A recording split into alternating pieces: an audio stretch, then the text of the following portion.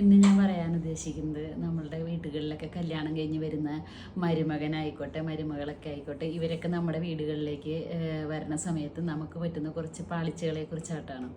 കാരണം വെച്ചാൽ നമ്മൾ ചെയ്തെന്ന് വെച്ചിട്ടുണ്ടെങ്കിൽ ഇവരെ അങ്ങ് ഒരു പരിധി വെട്ടി വരുന്നവരെ നമ്മളങ്ങ് ചേർത്ത് പിടിക്കാൻ നോക്കും. നമ്മളിലേക്ക് ഒരു പരിധി അവരെ അങ്ങ് ചേർത്ത് പിടിക്കും. അപ്പം അതൊരു വലിയൊരു തെറ്റായിട്ടാണ് എനിക്ക് തോന്നുന്നത്. അത് പലർക്കും അനുഭവം ഉണ്ടാവും.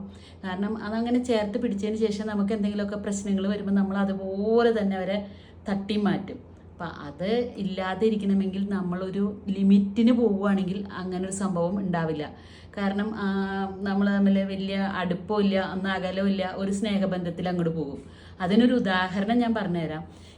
ഇപ്പം മരുമകനൊക്കെ ആണെങ്കിൽ വെള്ളകാലത്ത് വീട്ടിൽ വരുള്ളൂ. മരുമകൾ എന്ന് പറയുന്നത് നമ്മളുടെ വീട്ടിൽ തന്നെ നിൽക്കുന്നതാണ്. ഭർത്താവിൻ്റെ വീട്ടിലാണല്ലോ അവർ നിൽക്കേണ്ടത്. ആ ടൈമിന് ഈ മകൾക്കൊക്കെ ഒരു ജോലി ഉണ്ടെങ്കിൽ ഈ അമ്മായിയും എന്ത് ചെയ്യുന്ന വെച്ചിട്ടുണ്ടെങ്കിൽ വെളുപ്പിന് എഴുന്നേറ്റ് അരിയും കറിയൊക്കെ വെച്ച് രാവിലത്തെ ഫുഡ് കൊടുത്ത് ഉച്ചക്കലത്തേക്കുള്ളതൊക്കെ പൊതിഞ്ഞ് മകൾക്ക് ജോലി സ്ഥലത്തേക്ക് കൊടുത്തു വിടും. അപ്പം മകൾ എന്ത് ചെയ്യും, മരുമകൾ വന്ന് എഴുന്നേറ്റ് കുളിച്ച് യാത്രയായി അമ്മയെ എടുത്തു വെച്ച സാധനങ്ങളൊക്കെ കൊണ്ടുപോകും. അപ്പോൾ സന്തോഷത്തോടു കൂടി പോകും.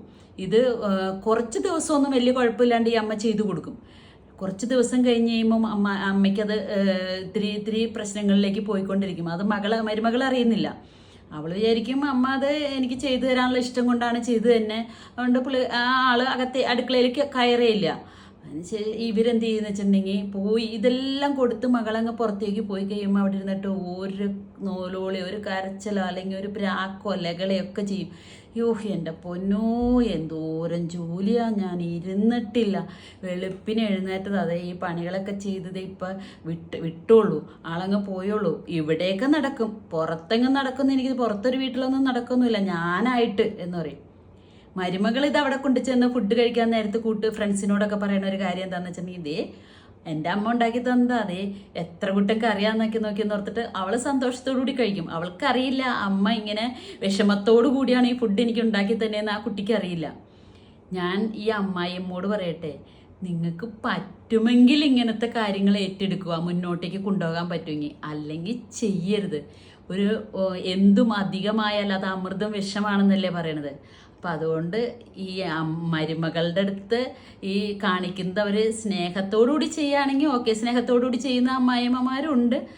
എങ്ങനെയൊക്കെ ആയാലും ഒരു പരിധി വിട്ടൊന്നും വേണ്ട.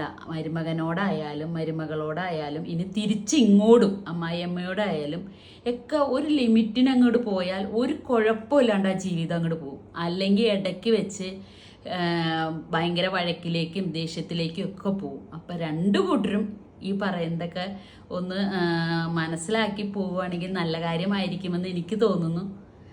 എല്ലാവരുടെ അഭിപ്രായം പറയേ.